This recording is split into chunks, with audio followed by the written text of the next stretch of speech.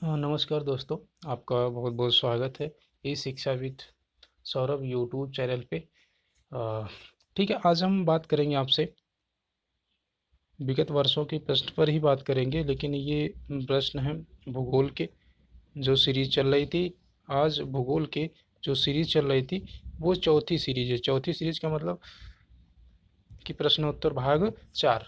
ठीक है, तीन तक 1 2 3 करा दिया है, जिसमें कुछ में अलग अलग है, किसी में 40 क्वेश्चन है, किसी में 28 क्वेश्चन है, इस तरीके के क्वेश्चन है। तो आज हम बात करेंगे, आज हम 22 क्वेश्चनों की बात करेंगे। आज हम बात करेंगे वो 22 क्वेश्चन की बात करेंगे जो आपसे पूछे गए हैं। ठीक है, देखिए ये ऐसे क्वेश्चन हैं कि जो आप अगर इसमें पढ़े हैं तो यहाँ काम देंगे। हो सकता है आप कोई और एग्जाम देते हो, वहाँ भी ये सारे क्वेश्चन काम देने वाले हैं। सिर्फ यही नहीं है कि यहाँ पढ़ लिया तो आगे काम नहीं आएगा, हर जगह काम आएगा। ठीक है, तो शुरू करते हैं आज के 22 क्वेश्चन, देखते हैं क्या क्या आपसे पूछा गया है। देखिए पहला क्वेश्चन आपसे पूछा गया है, आसान आसान क्वेश्चन है और बहुत सारे को आंसर आपको पता होगा, और बताने की कोशिश करिएगा। अगर आंसर आपको पता है तो बताने की कोशिश करिएगा। ठीक है, देखिए पहला है, वात दिग्दर्शी का प्रयोग क्या मापने के लिए किया जाता है। तो पहली बात आपको ये पता नहीं वात का मतलब होता क्या है। वात का मतलब हवा होता है या वायु होता है। तो वायु दिग्दर्शी का मतलब कि उसे वो किस दिशा में बह रही है, तो उसे मापने के लिए हम किसका प्रयोग करते हैं, वायु दिशा। वायु दिशा मापने के लिए वात दिग्दर्शी का प्रयोग किया जाता है। ठीक है, तो अगर हम और एक चीज़, अगर हमें वायु दाब नापना हो, अगर हमें वायुदाब नापना हो तो हम बैरोमीटर का यूज़ करते हैं। अगर हमें वायुदाब नापना हो तो हम बैरोमीटर का यूज़ करते हैं। कई बार पूछा गया है बैरोमीटर। ठीक है, तो बैरोमीटर का प्रयोग करते हैं जब हमें वायुदाब नापना होता है, लेकिन अगर वायु दिशा नापनी है तो वात दिग्दर्शी का प्रयोग किया जाता है। ठीक है, ये था पहला क्वेश्चन। आगे बात करेंगे क्वेश्चन नंबर 2। देखिए क्वेश्चन नंबर 2 क्या पूछा गया आपसे। क्वेश्चन नंबर 2 आपसे पूछा गया है कि स्थल का वह सकरा भाग जो दो बड़े स्थलीय भागों को एक दूसरे से जोड़ता है उसे क्या कहा जाता है। ठीक है, ऑप्शन है द्वीप, खाड़ी, जल संधि, स्थल संधि। जो हमारा ऑप्शन सही होगा वो स्थल संधि दो से सकरा भागों को जोड़ने का काम करता है। और जो हमारी जल संधि होती है, जो जल संधि वो जल को जोड़ने का काम करती है, और जो स्थल संधि होती है वो स्थल को जोड़ने का काम करती है। ठीक है, तो ये क्वेश्चन नंबर 2 था। तो हमारा जो ऑप्शन सही हो जाएगा वो हो जाएगा स्थल संधि। ठीक है, तो आगे बात करते हैं क्वेश्चन नंबर 3। क्वेश्चन नंबर 3 देखिएगा, क्वेश्चन नंबर 3 आपसे पूछा गया है, जल प्रदूषण का कारण है। ऑप्शन क्या क्या है, कीटनाशक जल प्रदूषण होता है मनुष्य की क्रियाकलाप से होता है, बढ़ती जनसंख्या। मतलब जो सभी, जो हमारा ऑप्शन सही होगा वो होगा कि उपयुक्त सभी से जल प्रदूषण होता है। ठीक है, ये था क्वेश्चन नंबर 3। आपको आ रहा होगा, बहुत खुश हो गए होंगे, अरे ये तो हमें आ रहा है। ठीक है, चलिए बात करते हैं क्वेश्चन नंबर 4 की। देखिए क्वेश्चन नंबर 4 आपसे क्या पूछा गया है। क्वेश्चन नंबर 4 पूछा गया है, भारत में शीतकालीन वर्षा कहाँ से उत्पन्न होने वाले चक्रवातों का परिणाम है। ठीक, ये क्वेश्चन है। अब भारत में जो शीतकालीन वर्षा होती है वो किसके द्वारा आती है, वो विक्षोभ के द्वारा। पश्चिमी विक्षोभ आता है तो हमारे यहाँ उत्तर भारत में वर्षा होती है। ठीक, अब वो विक्षोभ उत्पन्न कहाँ से होता है, तो वो विक्षोभ जो उत्पन्न होता है वो होता है भूमध्य सागर से। इसलिए कहा जा सकता है कि भारत में जो शीतकालीन वर्षा होती है उसमें जो चक्रवात उत्पन्न होता है वो कहाँ उत्पन्न होता है, भूमध्य सागर। भूमध्य सागर से वो चलते हुए पश्चिमी विक्षोभ आता है और उत्तरी भारत में ठंडी के मौसम में बारिश होती है। ठीक है, ये क्लियर हो गया। क्वेश्चन नंबर 4 क्लियर हुआ। ठीक, अब बात करेंगे क्वेश्चन नंबर 5। देखिए क्वेश्चन नंबर 5 क्या पूछा गया। क्वेश्चन नंबर 5 है आपसे कि जेट स्ट्रीम बहती है। पहले जान लीजिए जेट स्ट्रीम है क्या। जेट स्ट्रीम एक समुद्री जलधारा है। ठीक है, ये क्लियर हुआ। अब इसके साथ साथ ये जान लीजिएगा ये कैसी जलधारा है, कभी कभी ये पूछ लेता है। तो ये एक गर्म जलधारा है। कहाँ बहती है, तो अटलांटिक महासागर में। ये चीज़ क्लियर हो गई। लेकिन अब इसमें पूछा गया है आपसे, आपसे पूछा गया है कि बहती है तो किस दिशा में। यहाँ पश्चिम से पूर्व, पूर्व से पश्चिम, इस तरीके से दिया हुआ है। तो ये जो दिशा है इसकी वो है पश्चिम से पूर्व। पश्चिम से पूर्व दिशा की ओर बहती है गल्फ सॉरी, जेट स्ट्रीम। ठीक, क्लियर हुआ। ठीक, आगे बात करेंगे क्वेश्चन नंबर 6वें की बात करेंगे। क्वेश्चन नंबर 6वां आपसे क्या पूछा गया, देखिएगा। क्वेश्चन नंबर 6वां पूछा गया आपसे। क्वेश्चन नंबर 6वां देखिएगा, पूछा गया है कि निम्नलिखित जलाशयों में से कौन सा रिहंद परियोजना से संबंधित है। रिहंद है, संबंधित पूछा गया तो गोविंद वल्लभ पंत सागर से संबंधित है। सोन नदी पे ये बनाया गया है, सोन नदी सोनभद्र में। ठीक है, तो ये क्लियर हुआ। क्वेश्चन नंबर 6, ये क्वेश्चन यूपी टेट 2017 में पूछने के साथ बहुत ऐसे एग्जाम हैं जहाँ पूछा गया है, बहुत सारे एग्जाम्स होंगे जिसमें ये पूछा गया है, सिर्फ यही नहीं पूछा गया है। ठीक है, तो ठीक है, आगे बढ़ते हैं, बात करते हैं क्वेश्चन नंबर 7 की। देखिए क्वेश्चन नंबर 7 आपसे क्या पूछा गया है। क्वेश्चन नंबर 7 देखिए पूछा गया है, निम्नलिखित स्थलाकृतियों में से किसे छत्रक सेल पाए जाते हैं। अब पहले जानिए छत्रक सेल होता क्या है। रेगिस्तान में क्या होता है, जो रेगिस्तान में जो पहाड़ी इलाका होता है उसमें क्या होता है, कुछ इस प्रकार की, ऐसे नीचे बहुत पतला होता है, ऊपर जाके बहुत चौड़ा सा होता है, ऐसे छाता के तरीके का। ठीक, इधर ही बहुत पतला होता है, इसे ही कहते हैं छत्रक सेल। और इस छत्रक सेल में सबसे ज़्यादा पौन का योगदान होता है, वही इसको काट छाँट के बनाती है। ठीक है, तो वही चीज़ पूछा गया है, तो ये कहाँ होता है, तो रेगिस्तान में होता है। और रेगिस्तान में होता है तो हमारा ऑप्शन नंबर कौन सा सही हो जाएगा, देख लीजिएगा। जो हमारा ऑप्शन है वो हो जाएगा ऑप्शन नंबर बी, रेगिस्तान में छत्रक सेल। और छत्रक सेल का निर्माण कौन करता है, तो हवा करती है, हवा या वायु के द्वारा छत्रक सेल का निर्माण होता है। ठीक, उसे काट काट के वो उस तरीके का बना देती है। ये था क्वेश्चन नंबर 7। अब बात करेंगे क्वेश्चन नंबर 8, देखिएगा। क्वेश्चन नंबर 8 आप क्या पूछा गया है, निम्नलिखित में से कौन सी भूकंपी तरंगे नहीं हैं। कौन सी भूकंपी तरंगे ने, अनुदैर्ध्य भूकंपी तरंगे होती हैं, पृष्ठीय होती हैं, अनुप्रस्थ होती हैं। सिर्फ जो नहीं होती वो होती हैं पोताश्रय तरंगे, ये भूकंपी तरंगे नहीं होती हैं।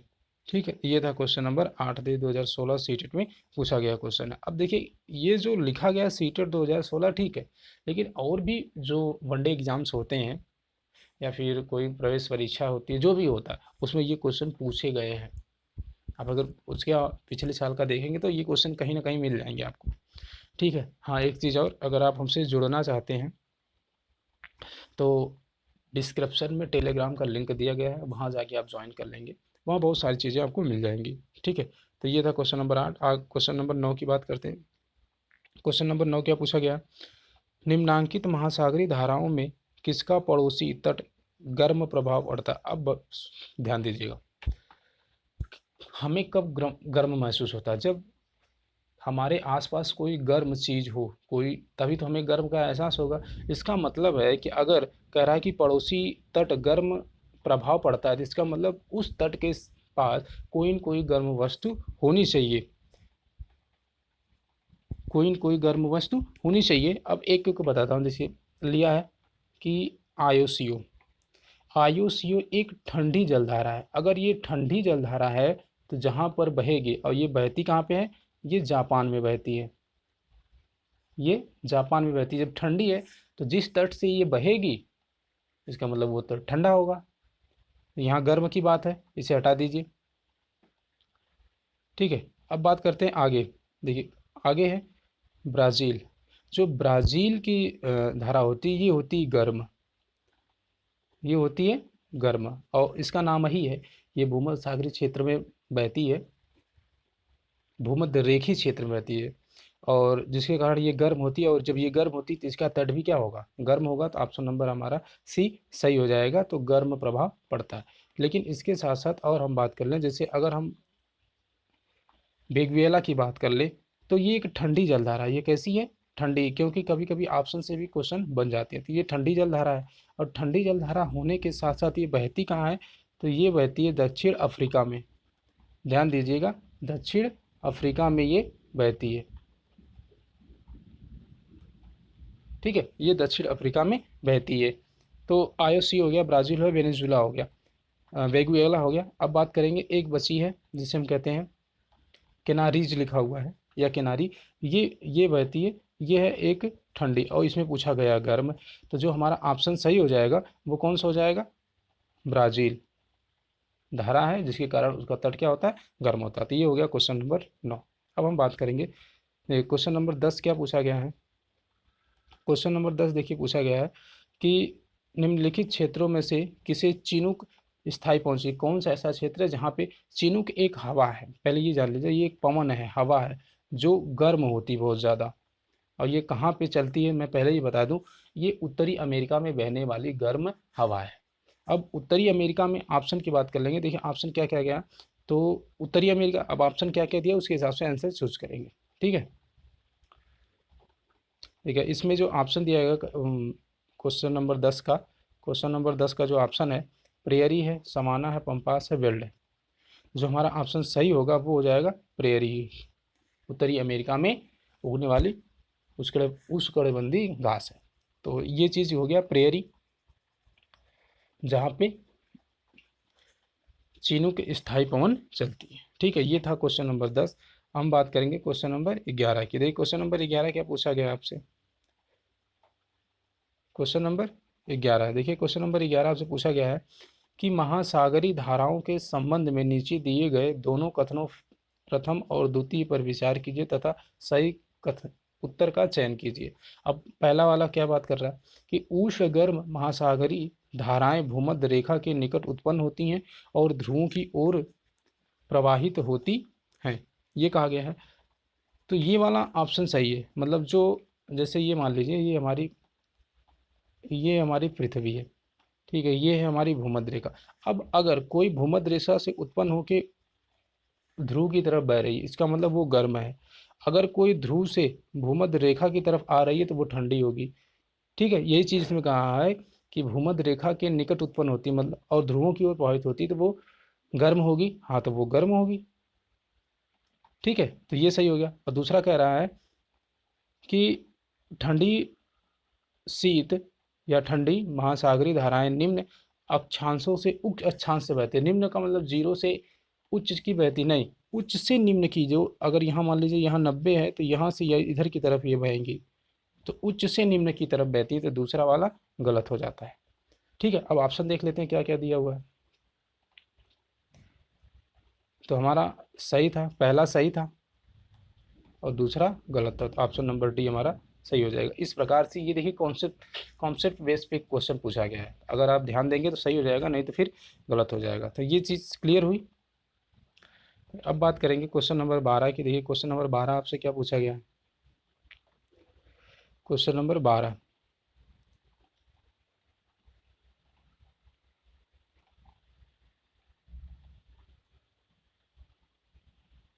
क्वेश्चन नंबर 12 आपसे पूछा गया है, पृथ्वी को भूभाग के रूप में क्यों वर्णित किया जाता है? निम्नलिखित में से सही विकल्प चुनिए। ठीक है, अब क्यों वर्णित किया जाता है? क्योंकि भूभाग का मतलब होता है कि जिनके दो ध्रुव चपटे हों, बीच में थोड़ा उभरा हो। तो पृथ्वी दोनों ध्रुवों के पास थोड़ी सी चपटी है, इसलिए इसे कहा जाता है भूभाग। क्लियर हुआ? ठीक है, ये क्वेश्चन क्वेश्चन नंबर 12 देखेंगे। आगे बात करेंगे क्वेश्चन नंबर 13। देखिएगा क्वेश्चन नंबर 13 क्या पूछा गया है। क्वेश्चन नंबर 13 है, निम्नलिखित में से पृथ्वी पर तापमान के वितरण को प्रभावित करने वाला सबसे महत्वपूर्ण कारक कौन सा है? मतलब बात हो रही है सीधे सीधे तापमान की। पृथ्वी गर्म होती है विकिरण के द्वारा। ऑप्शन क्या क्या है? पार्थिव विकिरण के द्वारा, समुद्र से दूरी के द्वारा, सूर्या तपन के द्वारा, या सौर विकिरण। हमारी जो पृथ्वी गर्म होती है, थोड़ी बहुत जो भी गर्म होती है, वो सौर विकिरण के द्वारा ही गर्म होती है। ये क्वेश्चन पीछे पूछा गया है, वहाँ पूछा गया, यहाँ 2015 में पूछा गया है। इसका मतलब ये है कि एग्जाम का जो बेस है यही है, यहीं से क्वेश्चन उलट के पलट के यहीं से क्वेश्चन पूछे जाने वाले हैं। अगर क्लियर रहेगा तो कोई दिक्कत नहीं, क्लियर रहेगा तो प्रॉब्लम होगी। तो ये हो गया क्वेश्चन नंबर 13। अब बात करेंगे क्वेश्चन नंबर 14। देखिए क्या पूछा गया है। बहुत सरल क्वेश्चन है, सभी लोग देख के खुश होंगे, अरे ये तो बहुत सरल है। जल का रासायनिक सूत्र क्या है? तो जो होता है H2O होता है। ठीक है, तो ये बहुत सरल क्वेश्चन था बच्चों वाला, लेकिन पूछा गया है यूपी टेट 2014 में। ठीक है, तो ये हो गया क्वेश्चन नंबर 14। अब बात करेंगे क्वेश्चन नंबर 15। देखिए क्या पूछा गया। क्वेश्चन नंबर 15 पूछा गया है निम्नलिखित में से कौन सी शीत महासागरीय धारा है? शीत का मतलब ठंडी, अब इसमें जानना है कौन सी ठंडी है। अभी बात आई थी ब्राज़ील की, तो ब्राज़ील कैसा था? गर्म। ठीक।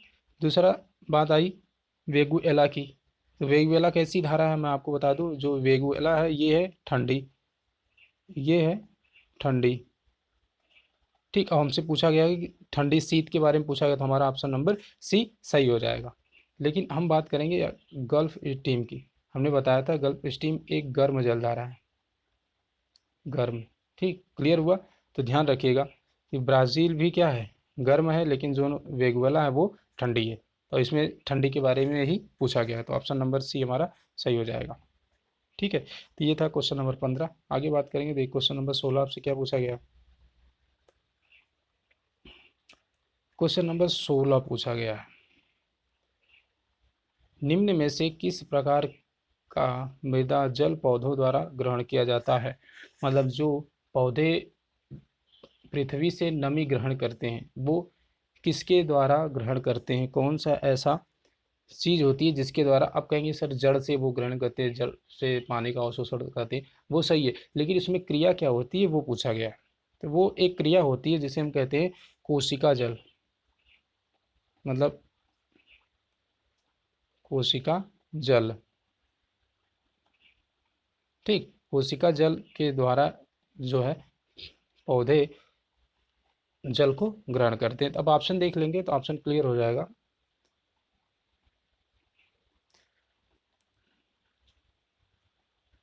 देखिए इसमें दिया हुआ ऑप्शन है आपके कोशिका जल, ऑप्शन नंबर बी हमारा सही हो जाएगा।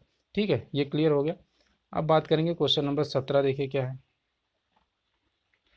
Question number 17। क्वेश्चन नंबर 17 पूछा गया है, भारत में ग्रीष्मकालीन मानसून हवाएं किस दिशा की ओर चलती हैं? ग्रीष्मकाल पूछा गया है, ग्रीष्मकाल मतलब गर्मी में, तो ये अनुमान आप खुद ही लगा सकते हैं कि गर्मी में जो हवा चलती है वो किस दिशा से किस दिशा की ओर चलती है।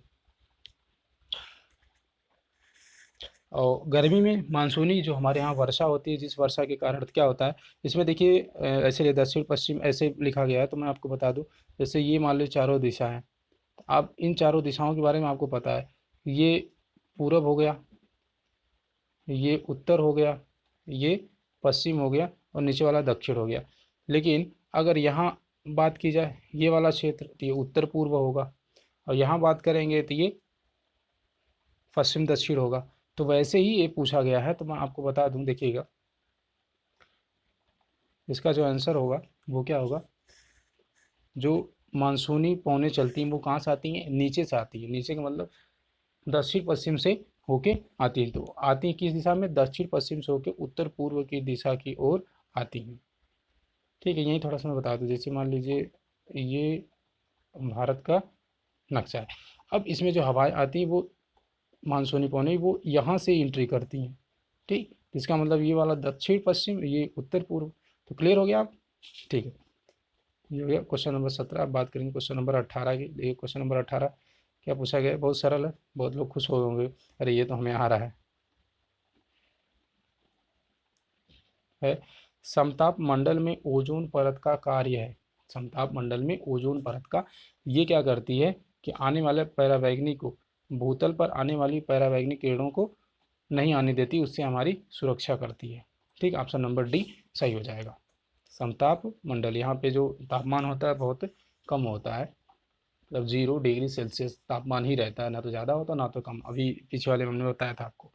ठीक है, ओजोन परत पराबैंगनी किरणों को आने से रोकती है और उससे हमारी सुरक्षा करती है। ये हो गया क्वेश्चन नंबर 18। अब बात करेंगे क्वेश्चन नंबर 19। देखिए क्या पूछा गया।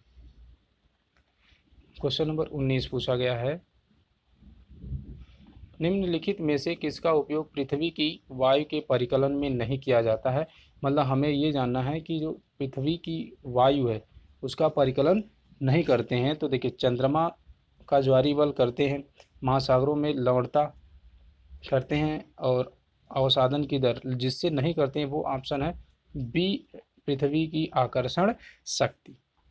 ठीक, ये वाला ऑप्शन हमारा सही हो जाएगा। ठीक है, ये था क्वेश्चन नंबर 19। बात करेंगे क्वेश्चन नंबर 20। देखिए क्वेश्चन नंबर 20 क्या पूछा गया। वायु की गति सामान्यतः जिस यंत्र से मापते हैं उसे कहते हैं। अब देखिएगा, यंत्र की बात की है तो वो यंत्र होता है एनीमोमीटर। बैरोमीटर से दाब नापते हैं, स्पीडोमीटर से स्पीड नापते हैं, ठीक है। लेकिन जिस यंत्र से उसकी गति को नापते हैं वो है एनीमोमीटर, ध्यान दीजिएगा, ठीक है। क्वेश्चन नंबर 20 क्लियर हुआ। आगे बात करेंगे क्वेश्चन नंबर 21। देखिए आपसे क्या पूछा गया है। क्वेश्चन नंबर 21 आपसे पूछा गया है कि किसके द्वारा वायुमंडल का प्रदूषण नहीं हो सकता, नहीं हो सकता। तो हाइड्रोजन है, जिसे कहते हैं भविष्य का ईंधन कहते हैं, इससे प्रदूषण नहीं होता। बाकी जितने भी हैं सब प्रदूषण है, carbon monoxide, sulphur dioxide, carbon dioxide, ये जितने, इससे हमारा जो वायुमंडल है वो प्रदूषित होता है। तो ये जो है क्वेश्चन नंबर 21। और लास्ट क्वेश्चन बात करेंगे क्वेश्चन नंबर 22। देखिए क्वेश्चन नंबर 22 आपसे क्या पूछा गया है। लौटते मानसून के समय आर्द्र पवनें बहती हैं। लौटते मानसून के समय आर्द्र पवनें बहती हैं, मतलब दिशा पूछा गया है। तो जो आर्द्र पवनें बहने की जो दिशा होती है वो होती है स्थल से समुद्र की ओर। Option number B. सीधी सीधी बात है कि लौटते मानसून में यही होता है कि जो पवनें होती हैं वो स्थल से समुद्र की ओर बहती हैं, ठीक है। ये हो गया आज के 22 क्वेश्चन। वीडियो कैसी लगी हमें ज़रूर बताइएगा, ठीक है। मिलेंगे अगले वाले सेशन में। ज़्यादा से ज़्यादा शेयर करिएगा, उन लोगों के पास ज़रूर शेयर करिएगा जिन्हें सीटेट का एग्ज़ाम देना है, ठीक है। तो मिलेंगे अगले वाले सेशन में, तब तक के लिए नमस्कार, जय हिंद।